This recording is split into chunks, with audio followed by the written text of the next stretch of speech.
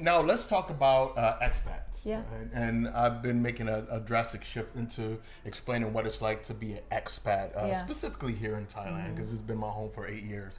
How does the Thai medical system or industry differ from the UK, where you're from, and you practice there, and the American system slash the US and Canada system? Okay. Well, American system, I think worldwide, it's noted for being expensive. Yes.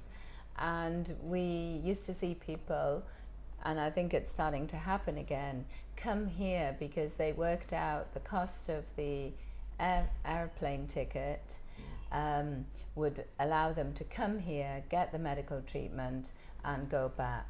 So it's definitely cost effective and high quality and available and very high quality, because the hospitals that are the highest quality, they drive us all up. Right. So even if some small clinics aren't the highest, they'll drive us, because you can't be seen in Thailand. You're soon going to get a bad reputation Right. if you're doing your own thing and you're not following the best international practice. Okay, so let's talk about male health. Yeah. Most of my audience is late 20s, early 40s. First question is regarding men specifically. Yeah. A lot of us aren't taught to look after our health, especially when we're under 40. So somebody in their late 20s looking to be more healthy, to live a lot longer, what tests should we be looking at as men in our late 20s and early 30s to kind of start that journey into longevity? Okay. Well, the important thing is, do you have any medical conditions that run in your family? Like diabetes, high blood pressure, high cholesterol. When I qualified as a doctor, and I keep telling you how old I am. 42? Oh, Jeez, God, no. doctor. But I mean, when I qualified, we thought that the diseases happened to people when they were older only. But if you have a high cholesterol now and you're 20, because you do have the genetic predisposition or pre-diabetes, it's best to find out as soon as possible and to start lifestyle changes or treatment earlier. And now, what about the people who don't have connections with the family to get that medical history and that background? Are there tests where you can check and say, am I genetically predisposed to getting this? Well, I think everybody, and Thailand does actually, people living here, it is recommended to have an annual health checkup by companies or places you work for. So everybody, I think now, should know what their glucose is, what their blood pressure is, what their cholesterol is. Those are the most basic things. Now, and that leads into the next question. How much would something like a yearly panel cost that you're describing? Okay. Well, if we're here, it would be anything from, and we're offerings. Oh, we've got a special offer now. Yeah, I'll link it in the description. So, you know, anything from 1,500 baht, which would be about $50, US, yeah, up to 2,000 baht, 70 US. I think that could cover most things for a young person. And I think the most I've ever spent here was around 4,000 baht, and that's because I get everything. Oh, yeah. Yearly, I get the Yeah. entire gamut Yes. of every single test. And you also sit down and explain what Yeah. every single number means. Yeah. And this could be higher, this could be lower, and this Yes. lifestyle change is. And I want to say I started my health journey maybe 5 or 6 years ago, and I started to really learn and understand, okay, what's going on with my blood, what's Yeah. going on with my energy, my testosterone levels, all these things. So the next question will be about women. The exact same Women. question: what should women be looking at in their late 20s and early 30s? Well, women should think of having a pap smear. That's the test on the cervix that does test for cervical cancer, a screening test. But many women now are also, they're young enough to have prevented that cancer by having the vaccine to prevent the human papillomavirus, which causes the cancer. But we're still seeing people who've slipped through the net, and people who, because they still have abnormal tests, because the life. viruses don't, the vaccines don't protect against 100%. And correct me if I'm wrong, men can also get the vaccine to prevent passing it on to your female partner. Yeah, they can. There's the 9 strain now, Gardasil 9, which protects against most forms.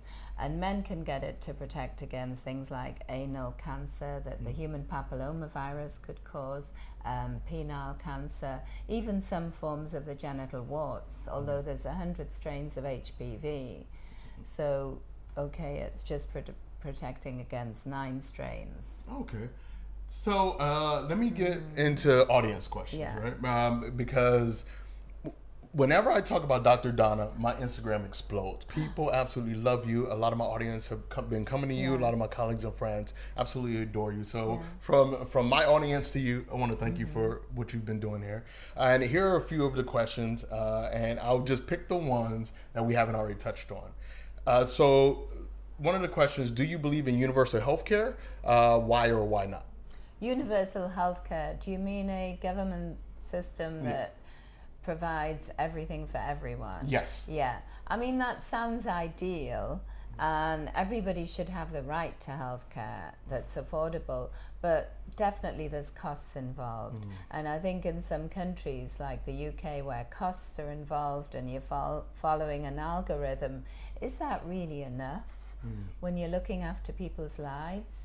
Because I've found that people come in and say, hey, what about this test? What about this?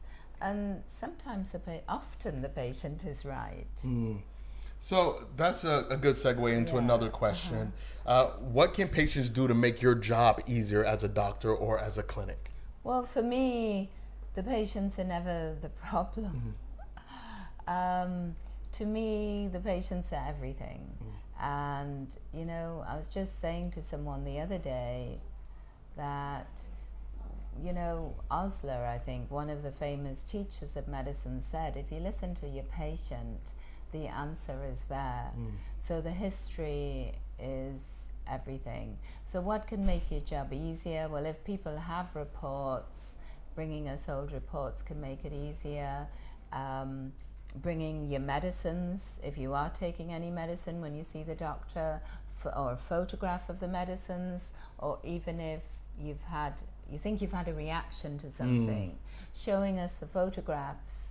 More and more we're using photographs for skin problems, showing us, we welcome more information. Right. So one of the biggest things you can do is as much information to the doctor as possible, and you can treat accordingly with that information. Okay. And people say too, oh, almost apologetically, I've used Google. Well, I think the more information, and also we need to know what is the patient really concerned about? What is the thing they're really wanting to discuss? And so if they have been Googling, yes, it's actually useful. Perfect. Okay, so in regards to medication, a lot of people have this question. So if someone gets a prescription in the US, UK, India, will that prescription be honored here in Thailand?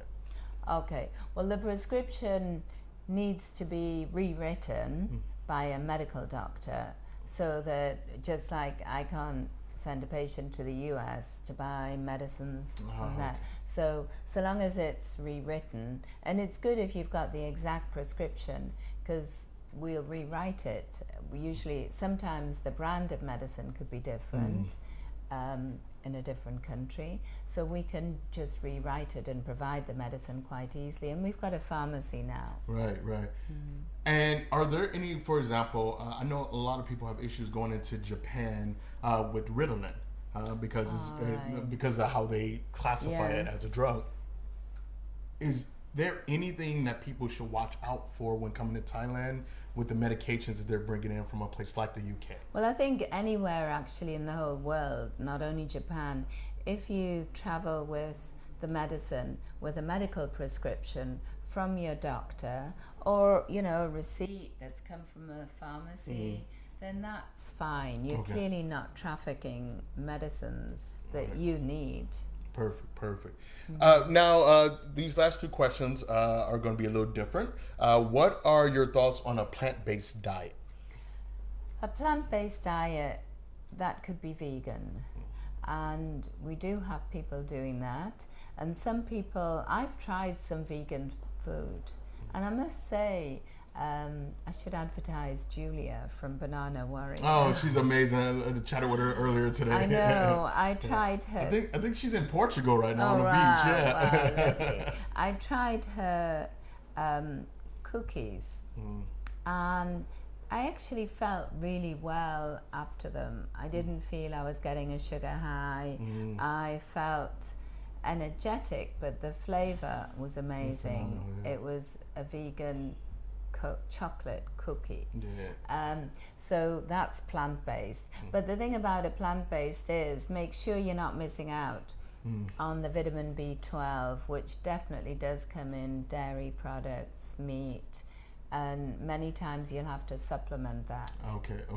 So plant-based diet kind of requires supplementation and is based on the individual. Just kind of see what you need and talking to a doctor, a medical professional. And sometimes you could become anemic. We've seen that happen before. So you may have to just check, unless you've really researched every nutritional value of a product, you may have to check once a year what my iron levels are and my vitamin B12, just to make sure. Yeah, yearly panels. And a vitamin D, that's being checked more and more. And what natural remedies would you take for things like food poisoning while traveling? Natural remedies. Yeah. Okay. Well, the most important thing, if you had food poisoning in Thailand, it generally passes in 24 hours. So what can you do? You've got to keep yourself rehydrated. That's number one. And people forget that. Because if you're losing any amounts of fluids through vomit or diarrhea, your actually body's losing almost 3 times as much as fluids to replace, to keep up with that. So, and it's not just water, it's the electrolytes that matter, the glucose, the salt, whatever. So taking rehydration salts, but what can you do yourself? Well, you can go and buy a bottle of Gatorade, Coca-Cola, but just make sure you're replacing, and then you will gradually feel better in the next 24 hours. Okay. Now, last question, and I want to wrap everything up together. Yeah. For a lot of my audience who are either about to start traveling the world long term or moving here as expats, what piece of advice would you give anybody from the West or anywhere in the world really who's moving from their home to another place in terms of the medical industry? What tips would you give them to make their transition just easier? If they're moving, well, they should always know where I'm running a clinic, but actually they should know in an emergency where the best or nearest hospital is and what emergency number to call, 191. It is in Thailand.